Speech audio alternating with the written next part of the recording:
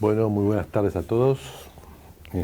Muchas gracias por vuestra presencia, gracias por el seguimiento que le hacemos y le hacen al Seminario de Discusión Teórica del Departamento. Y en la tarde de hoy tenemos una particularmente agradable sorpresa. Hoy, que es la 11ª sesión del año del seminario, tenemos la suerte de tener a la profesora Isabel Clemente, que nos acompañó en la carrera durante muchos años. Últimamente se ha desplazado a la Facultad de Ciencias Sociales, donde es profesora, donde su área de formación de trabajo es Historia de América Latina. Y concretamente, para ir al grano, en este momento la profesora Clemente se encuentra trabajando en un estudio sobre el estado actual de la relación Unión Europea, América Latina y Caribe. Pero, como siempre sucede, es muy difícil que el trabajo puntual y coyuntural de un profesor sirva de materia prima para una intervención en el seminario de este tipo. Entonces, generalmente les pedimos que la propuesta sea un poco más amplia que el tema puntual que está trabajando. Entonces, en este caso, Isabel nos va a hablar del regionalismo hemisférico, sus bases históricas y sus perspectivas futuras. Creo que con esto, Isabel, muchas gracias por estar aquí, gracias por acompañarnos y es tuya la palabra. Muchas gracias por la invitación. Es un placer volver a estar en la Universidad Ort, en la compañía de alumnos y exalumnos. Muchas gracias, Javier, por la iniciativa. El tema que voy a presentar sobre el regionalismo hemisférico es un tema que realmente ahora empieza a adquirir una visibilidad mayor que la que pudo tener en el pasado, porque justamente la configuración en proceso de grandes espacios geoespaciales y geoeconómicos, más especialmente en el área del Atlántico, a través de los acuerdos entre Unión Europea, la discusión sobre posibles acuerdos de Unión Europea y Estados Unidos, vuelven a revitalizar un área de relaciones a través del Atlántico que aparecía un poco desplazada por el gran dinamismo que cobró la región del Pacífico, y vuelve otra vez a poner la mirada en este continente. Por eso es pertinente observar el proceso hemisférico y qué posibilidades futuras tendría en ese marco nuevo que se está desarrollando hoy en el sistema internacional. Entonces, en esta presentación yo tomé como grandes ejes básicamente tres. Uno, mirar un poco el concepto mismo de regionalismo hemisférico, de qué manera puede hablarse de un regionalismo hemisférico dentro de la teoría general de los regionalismos, y en segundo lugar los aspectos político-institucionales, y en tercer término los contenidos económicos. Entonces, para comenzar, es importante ver la especificidad del regionalismo hemisférico en el marco de la propia idea de regionalismos. Usualmente se tiende a entender en América Latina el regionalismo referido a componentes subregionales o de alcance cultural. Cuando se habla de América Latina, regionalismo latinoamericano, se hace un corte que básicamente es de índole cultural, basado en la idea, bueno, de una América Latina como un componente diferenciado. También, bueno, en otras aproximaciones predomina la visión de una subregión dentro de una unidad mayor. así se habla de los países andinos o del Caribe como unidades. Pero en todos hay siempre algún sustrato económico y entonces y un sustrato geográfico, ¿no? De ahí que, tomé como uno de los textos guía para entender la manera de abordar el regionalismo, el de Raúl Bernal Mesa, que ha avanzado bastante en la teorización sobre los regionalismos. Y entonces él plantea varios elementos que son los que justificarían la existencia de un regionalismo. Él habla, por un lado, de contigüidad geográfica, una cierta unidad de geografía donde también hay vínculos que se generan en torno de carácter espacial, digamos, una referencia tiene que ver con lo territorial geográfico.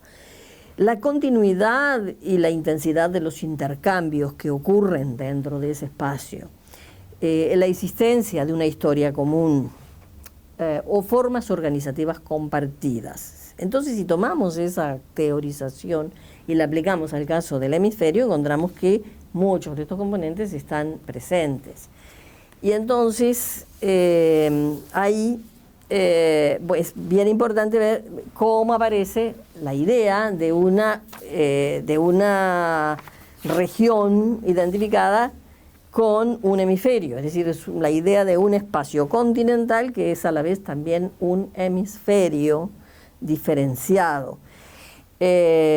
Y al mismo tiempo también los elementos político-institucionales que estarían presentes en el caso hemisférico a través de la construcción de un sistema de instituciones que en definitiva constituye un subsistema de alcance regional, ¿no?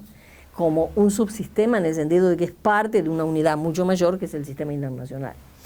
Entonces, si miramos, partimos de este marco, encontramos que las primeras definiciones de hemisferio son bien antiguas y aparecen expuestas en unos documentos muy claves, muy claves en la historia de las relaciones dentro de este continente. Para empezar con la más antigua de ellas, que es el mensaje de despedida de George Washington en 1796, cuando al culminar su última presidencia deja, en este documento todo un cuadro del futuro. Es muy interesante este mensaje de despedida porque podría verse hoy como un ejercicio de prospectiva, ¿no? Aunque no era su intención la de ponerse a hacer un análisis prospectivo, pero traza una serie de líneas sobre el futuro. Y entonces dice algo así. Bueno, esta es una cita textual de ese mensaje. Dice: nuestra ubicación, separada y lejana, nos invita y capacita para seguir una ruta diferente.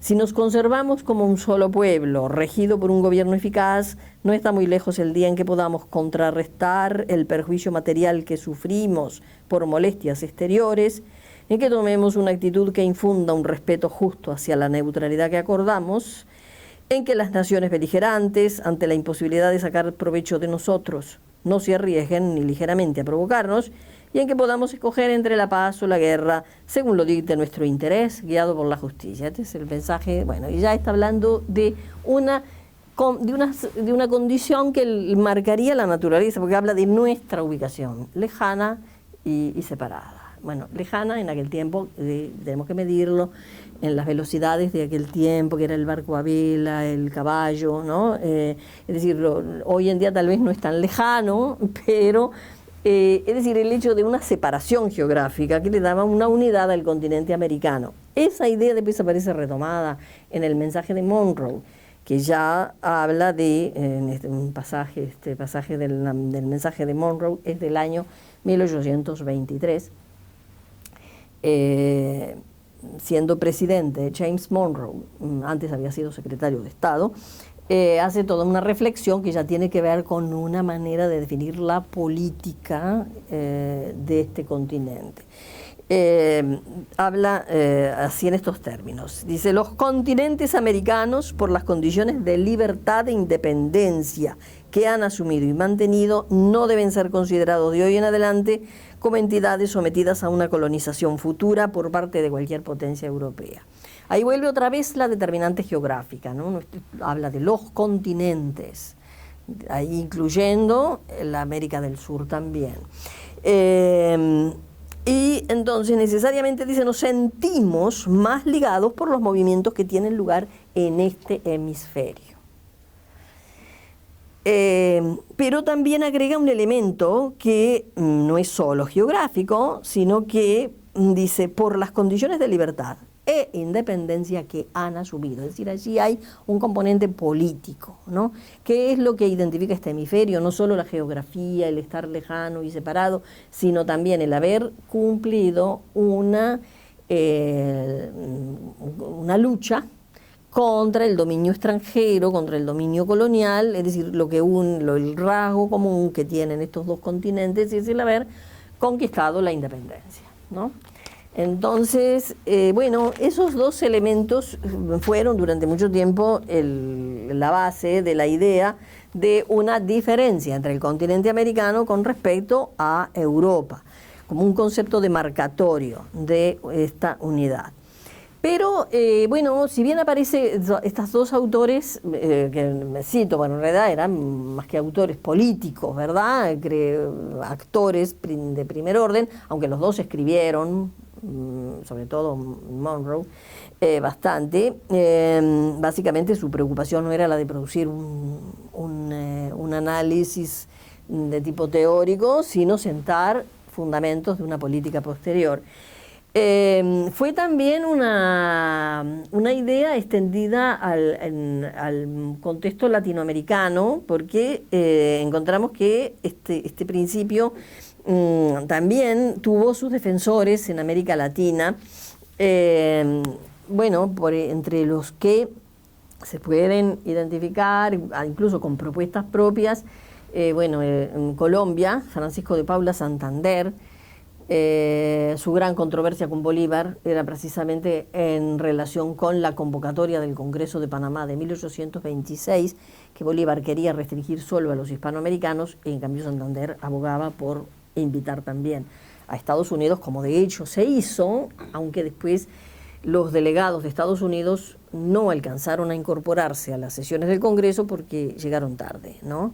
Y llegaron tarde, bueno, tiene que ver con que las comunicaciones de la época, que como dije antes eran de barcos a vela, ¿no? Les impidieron llegar. Pero hubo dos representantes americanos designados por el Congreso que fueron a participar a este evento.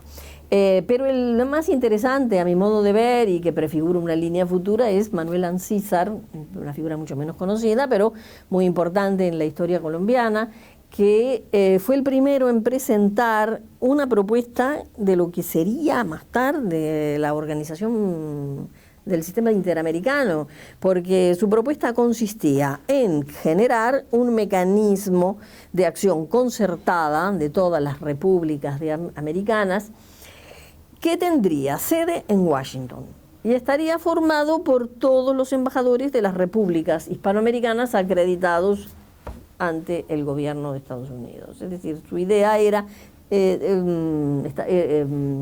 la creación de un mecanismo permanente, con el argumento, decían César, de que prácticamente todos los países iban a tener relaciones exteriores con Estados Unidos. Por lo tanto,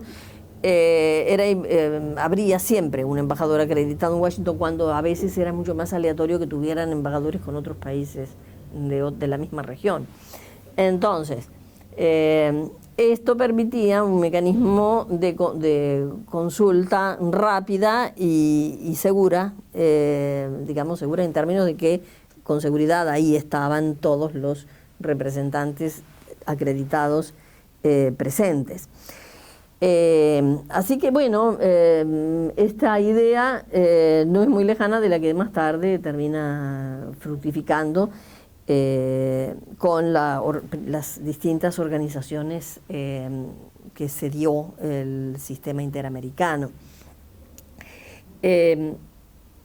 La idea, entonces, además, hay que decir que las relaciones diplomáticas entre las repúblicas latinoamericanas y Estados Unidos fueron de las más antiguas de la historia de cada uno de estos países, porque el primer reconocimiento internacional de su independencia fue justamente el de Estados Unidos, que sucedió de inmediato a la presentación del mensaje de Monroe. Es decir, en 1824, el gobierno de Estados Unidos había reconocido las independencias de todos los países, los había reconocido como países independientes y soberanos, y comenzó casi enseguida el nombramiento de misiones diplomáticas en estos países. Por consiguiente, uno de los elementos que anotaba esa definición de Bernal Mesa en cuanto a la existencia de vínculos regulares y más o menos regulados e institucionalizados ya es un factor que está presente en la formación del sistema, con la formación del sistema interamericano. Entonces, en esta segunda parte voy a mirar de qué manera se constituye este subsistema regional interamericano que pasa por un proceso bastante largo entre 1889 y 1948. Tenemos que se desarrollan una serie de encuentros básicamente en la forma de conferencias.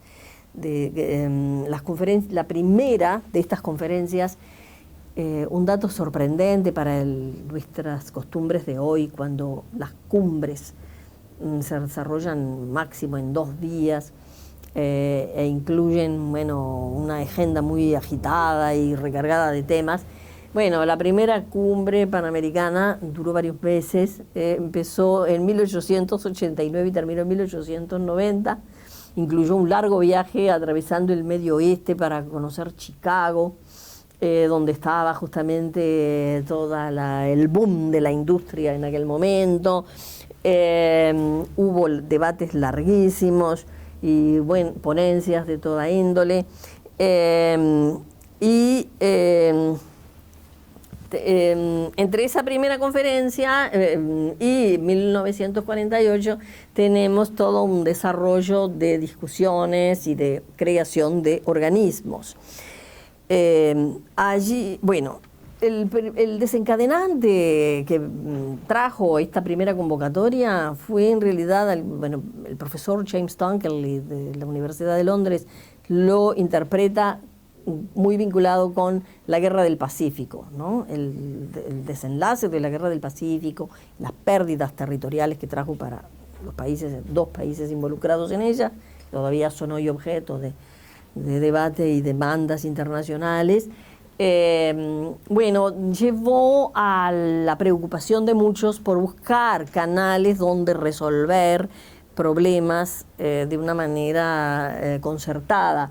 Entonces, se discutió en esta primera conferencia el mecanismo de un arbitraje, que obviamente tuvo una resistencia muy dura de Chile y en definitiva no pudo ser aprobado. Pero también la agenda era amplísima y, como verán, esta agenda incluía muchos de los temas que hoy en día vuelven a las cumbres en forma recurrente. Por ejemplo, temas de extradición, de ciudadanía, control de cambios y circulación monetaria, regulaciones uniformes sobre movimientos comerciales y aduanas, salud y saneamiento. También un borrador de convenios sobre reclamos financieros, un tema que involucraba a inversores y a las empresas, pero también muchas veces a los estados que durante un largo periodo estuvieron enfrentados a reclamos de deuda con presión muchas veces militar, según el método aplicado por las potencias europeas, ¿no? Varias naciones de América Latina en distintos momentos de su historia se vieron enfrentados al cobro de deudas acompañado de un despliegue de fuerzas navales, por ejemplo, en la entrada de su puerto, como fue el caso de la crisis de la deuda de Venezuela y la famosa flota franco-alemano-italiana que se hizo presente con el fin de obtener el pago. Bueno, entonces, todos estos hechos llevaron a que se buscase una solución diferente, de manera que todos estos temas están presentes en la primera conferencia. Durante ese periodo es cuando también se procesa toda una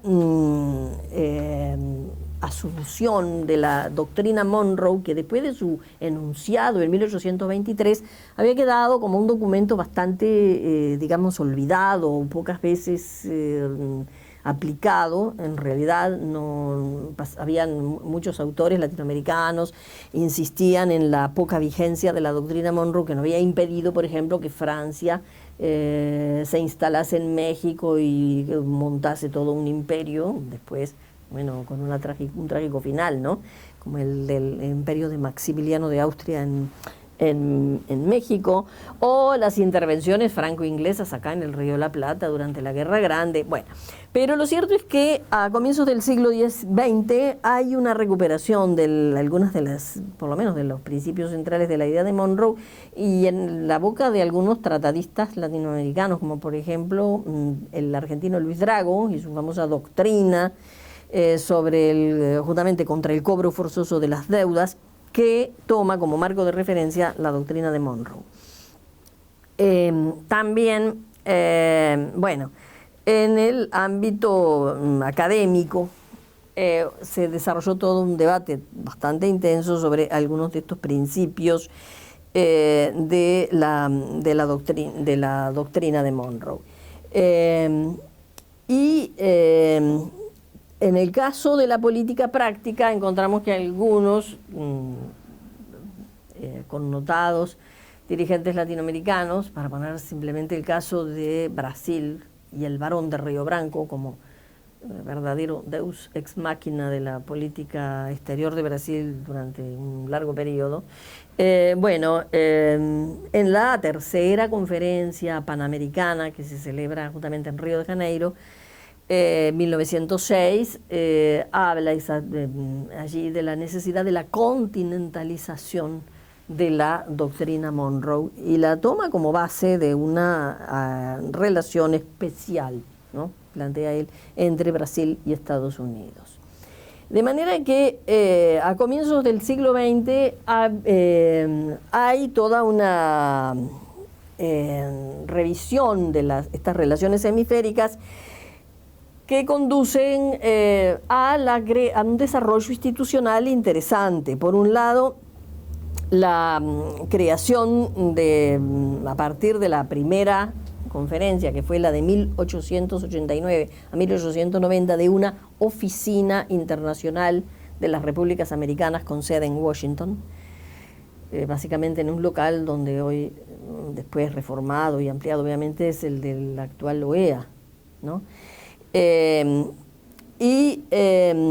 Luego, posteriormente, esta primera oficina es reformulada en la conferencia que se realiza en 1910 como Unión Panamericana, pero también hay todo un desarrollo institucional interesante con creación de organismos especializados por temas, por ejemplo.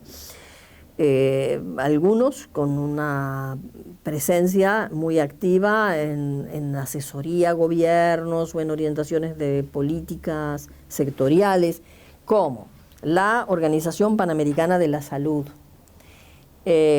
Comisión Interamericana de Mujeres, el Instituto Panamericano de Geografía e Historia, Instituto Panamericano de Cooperación para la Agricultura, y la Comisión Interamericana de Derechos Humanos. Estos organismos que se crean entre el más antiguo, la Organización Panamericana de la Salud, desde 1902, la Comisión Interamericana de Derechos Humanos, 1959. Es decir, habla de todo un desarrollo institucional que amerita justamente hablar de un subsistema regional bastante institucionalizado. Así que este proceso de organización de instituciones también fue acompañado de una producción normativa con reglamentaciones, por ejemplo, de tipo en el área sanitaria, marcas de fábrica, patentes de invención, sobre ejercicio de profesiones liberales, protección de obras literarias y artísticas, y mecanismos también de solución de conflictos, como el Pacto Gondra, que es aprobado en la Conferencia Panamericana de Santiago de Chile, y de principios como el de no intervención, que es aprobado en la Conferencia de Montevideo 1933.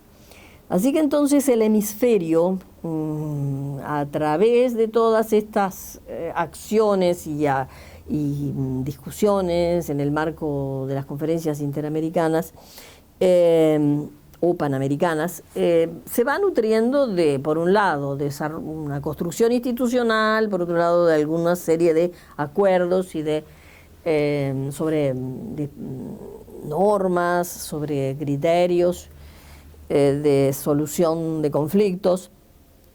El Pacto Gondra es bien importante en cuanto a establecer mecanismos para la superación de disputas entre países. Por otro lado, se va a fortalecer desde el punto de vista económico, sobre todo en el siglo XX, como un resultado de todo el ciclo de guerras que afectan a Europa entre 1914 y 1945. En ese periodo es cuando realmente se consolida también el hemisferio como una realidad económica, lo que el profesor chileno Van Claveren llama una integración económica de facto, porque no hay ningún tratado, pero hay una integración de facto, dice él, en cuanto a que en el medio de una crisis políticas como las que se marcan en el periodo de las dos guerras y además en la fase de entreguerras con la crisis mundial de 1929, es decir, en definitiva, el derrumbe de las economías europeas y la pérdida de una serie de mercados que eran centrales para muchos países latinoamericanos, empieza a emerger el hemisferio como el área de la mayor interdependencia económica, y Estados Unidos aparece como el mercado principal de muchas de las exportaciones de países latinoamericanos y también como la fuente principal de inversión extranjera en las economías latinoamericanas. Entonces, como fuente de crédito externo o como mercado de las exportaciones, este era un hecho ya consumado, digamos, al terminar la Segunda Guerra Mundial, que además coincide con un momento de reorganización del sistema mundial a través de una serie de conferencias. Bueno, tenemos todas las conferencias de Bretton Woods, la conferencia de San Francisco, que da fundamento a Naciones Unidas, a la creación de un nuevo organismo multilateral, ¿no? Naciones Unidas. Pero también en el ámbito interamericano es la conferencia de Chapultepec la que establece las bases de la nueva organización que se funda más tarde, en 1948, en Bogotá. Y por otro lado también, en esta conferencia es donde se establecen los criterios para compatibilizar la existencia de un organismo subregional con la Carta de Naciones Unidas que finalmente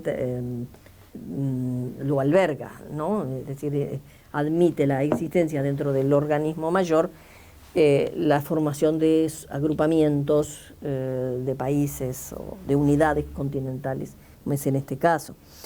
Así que entonces tenemos que el aspecto de organización del sistema interamericano culmina en 1948 con la fundación de la OEA.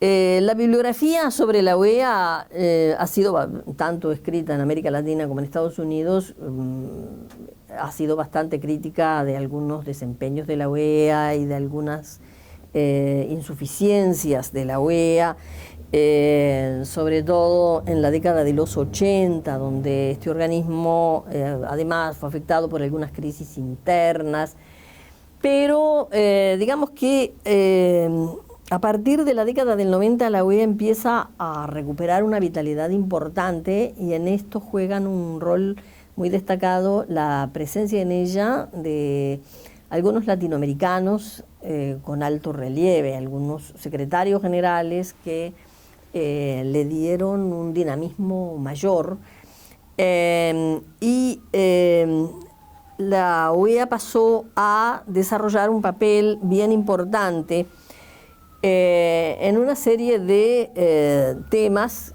que pasaron también a incorporar a su agenda.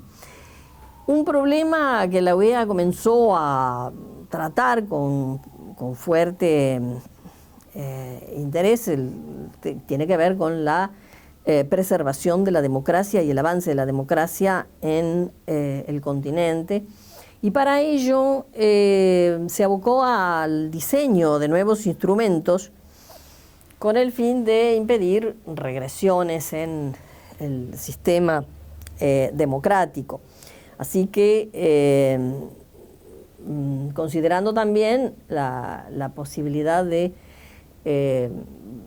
efecto de variables de diverso origen con la emergencia de problemas nuevos,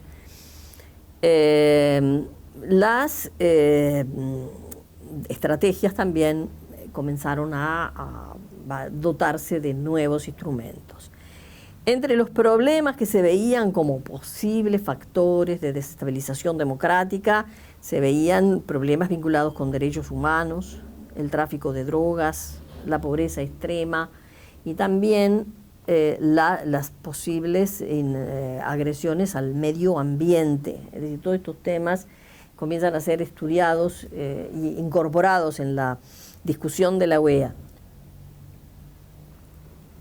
Y en el ámbito de la generación de instrumentos, la OEA empieza a perfeccionar una serie de mecanismos como las misiones de observación en proceso electoral, que son hoy en día una práctica muy generalizada y que tenía todo el propósito de garantizar la credibilidad y las garantías, ¿no?, de las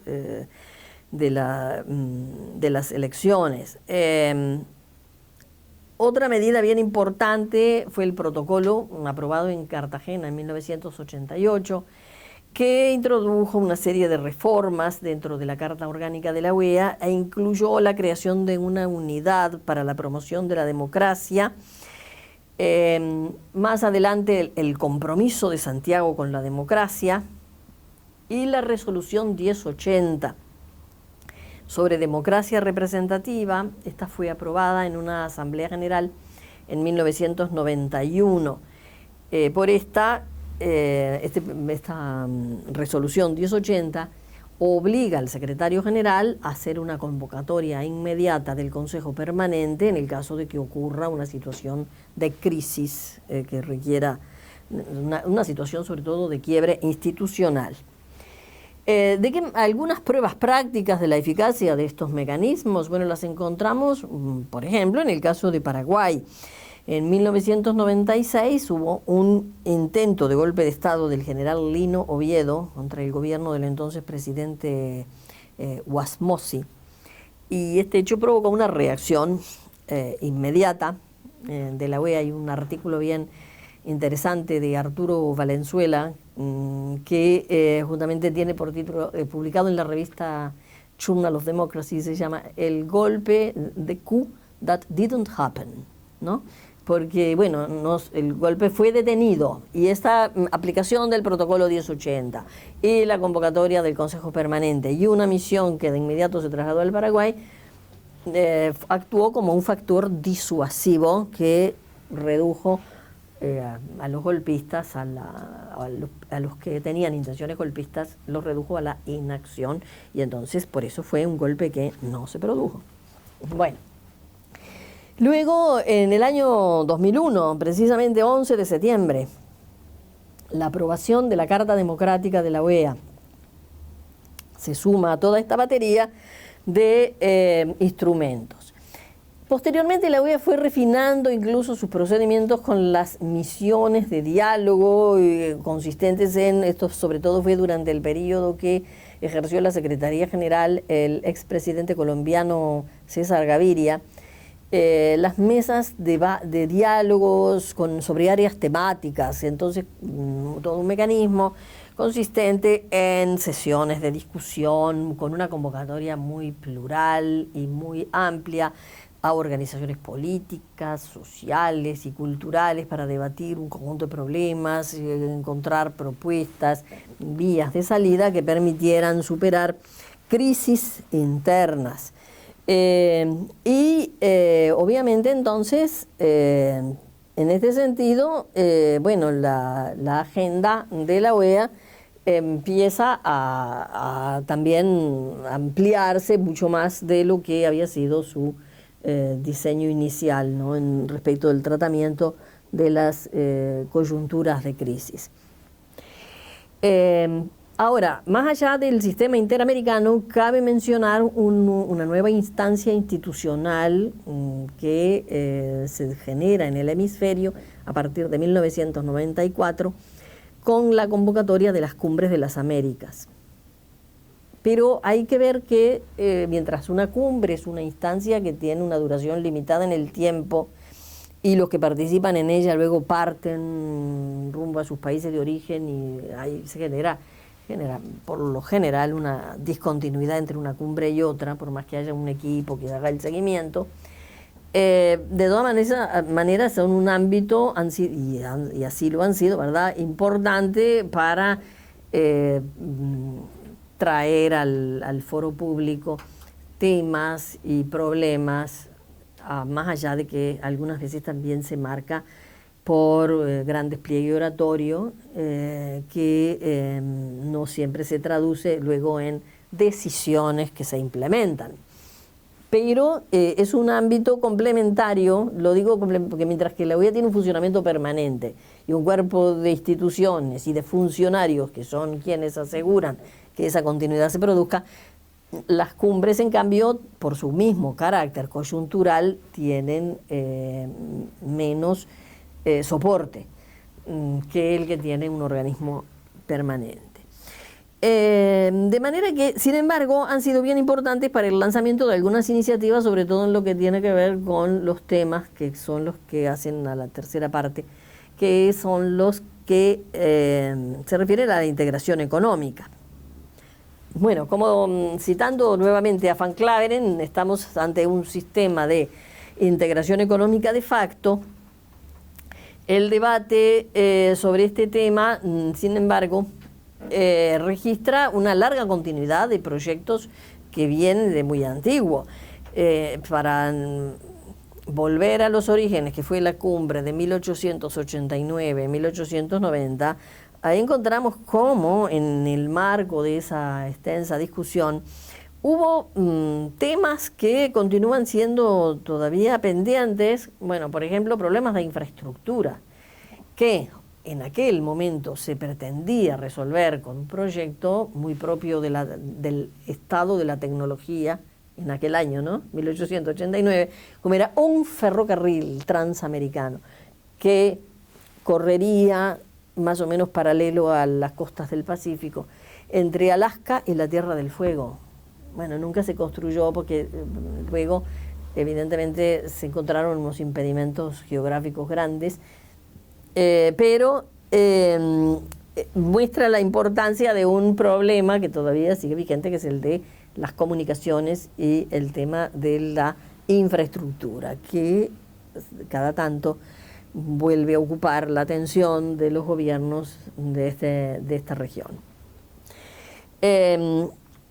También problemas monetarios, los problemas de propiedad intelectual, regímenes aduaneros, estos temas todos estuvieron tratados en diversos momentos a lo largo de las conferencias panamericanas.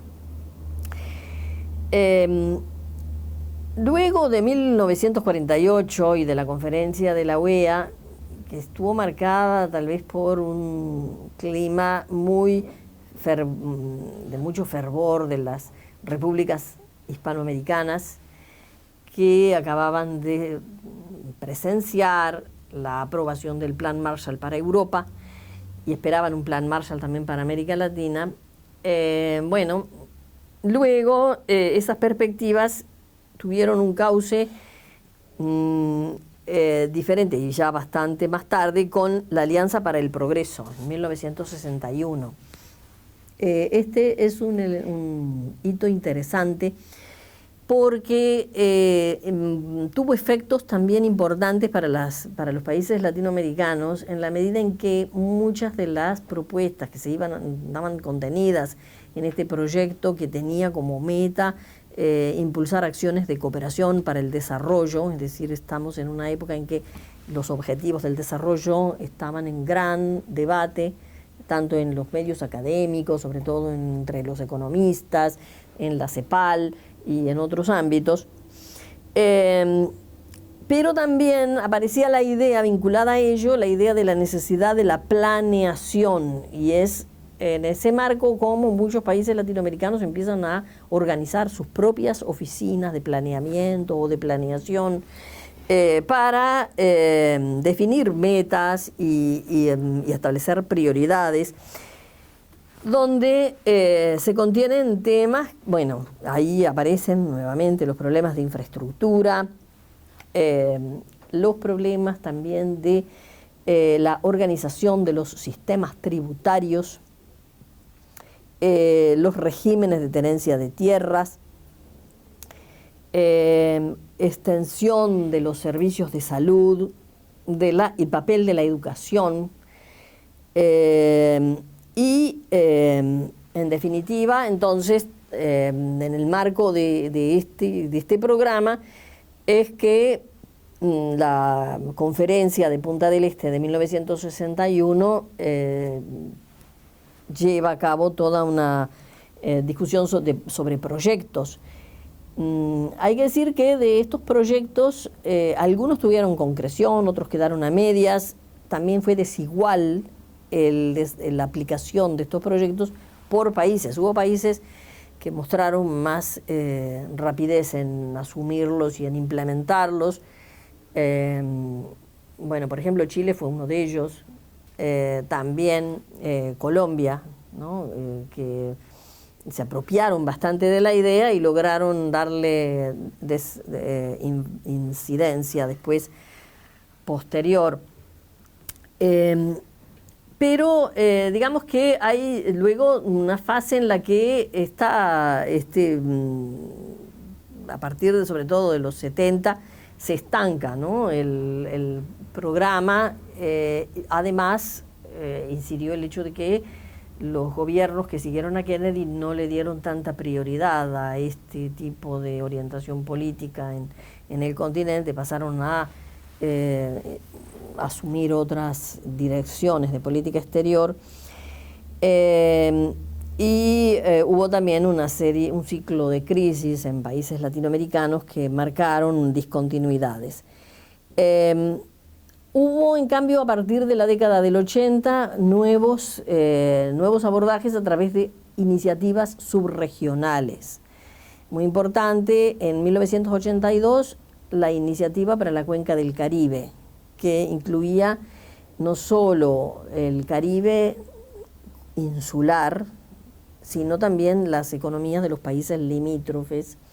Y entonces, en ese sentido, Centroamérica, Colombia y Venezuela también hicieron parte de estas deliberaciones y de algunos de los proyectos que tenían que ver con relaciones comerciales en la región, en esa subregión dentro de este hemisferio.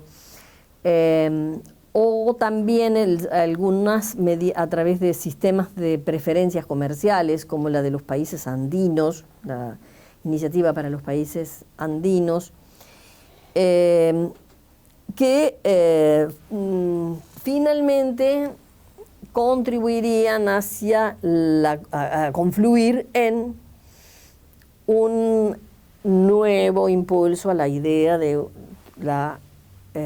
las Américas en escala hemisférica con la iniciativa de las Américas del presidente George Bush, que plantea esta idea en 1991, ¿no? Así entonces, la idea de la integración económica en un marco hemisférico aparece en ese momento. Luego hay toda una nueva discusión en la cumbre, la primera cumbre de las Américas de 1994 tiene esa iniciativa por tema, ¿no? La primera cumbre de las Américas, que se realiza en Miami, 1994. De allí en adelante y hasta hoy no ha avanzado esta idea en la concreción de una área de todas las Américas, como era en su inicio, pero sí ha estado en discusiones particulares. Y ahora vuelve a tomar un nuevo contenido a partir de la búsqueda de los acuerdos entre la Unión Europea y Estados Unidos. Por otro lado, América Latina, y en las cumbres América Latina y el Caribe y Unión Europea, hay nuevamente discusiones en ese sentido. Por lo tanto, la idea del regionalismo hemisférico vuelve a tomar un nuevo valor, ¿no?, dentro de esa discusión, y falta ver de qué manera se procesa, si como un resultado de la confluencia transatlántica o como un resultado de la acción más proactiva de las dos partes que conviven en el hemisferio, como una integración primero hemisférica antes que transatlántica. Pero lo cierto es que por un camino o por otro es muy probable que esta unión hemisférica se concrete. Un poco tras el repaso de todas estas tendencias que van desde las primeras conferencias del siglo XIX a los proyectos y las cumbres de finales del siglo XX y primeras décadas de este milenio, muestran que existe un espacio hemisférico, hay un sistema subregional dotado de instituciones y normativas, ha habido iniciativas, muchas de ellas no realizadas, pero que cada tanto se reflotan y se reaniman y se dotan de nuevos contenidos. Y por otro lado, una tendencia en el contexto internacional hacia la formación de grandes espacios. Entonces, por acá dejo esta presentación y más bien sería bueno debatir un poco sobre algunas de estas direcciones.